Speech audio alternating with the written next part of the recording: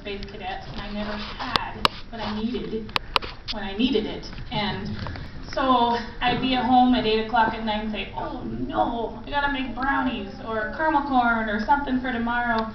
And I always called my mom, and lo and behold, she always had what I needed. And it kind of got to a point where she would call me and say, so what do you got going on this week? And I'll just get it all for you. So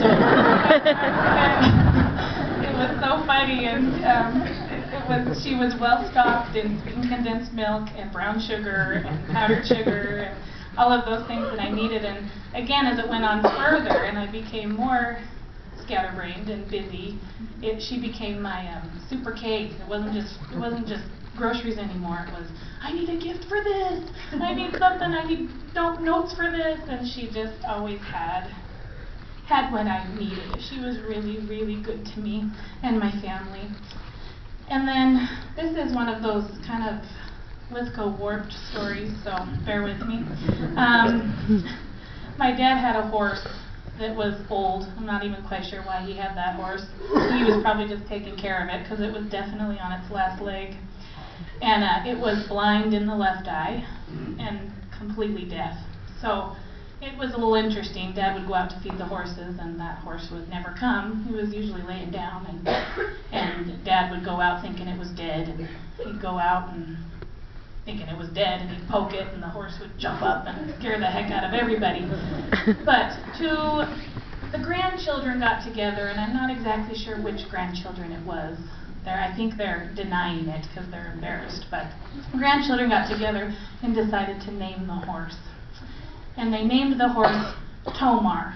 And the reason was because my dad's blind in the left eye and my mother's deaf. So they named the horse Tomar, and it was always funny to talk about that darn horse. So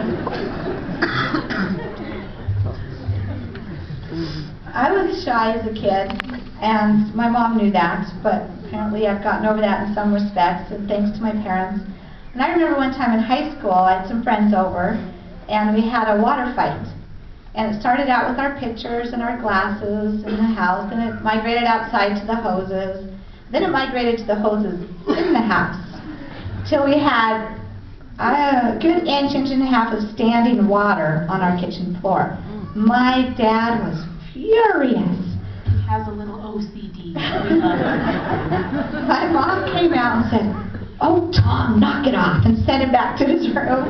And pretty soon my mom had a hose or two getting water on it. So she always was in for a good time.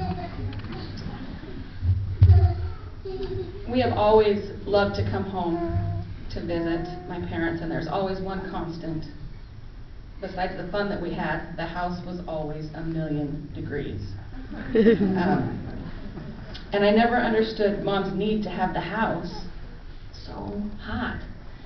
We would be removing every piece of optional clothing that we could, and we'd sneak and open the back door and open the front door and try to get a draft going through and turn the thermostats all the way off. But even with the house blistering hot, my mom's nose and my mom's feet were always ice cold. And we would feel bad and relent and let her turn the heat on, and we would sweat through the whole visit. And as much as we would sweat, my dad has been sweating for 43 years. Okay.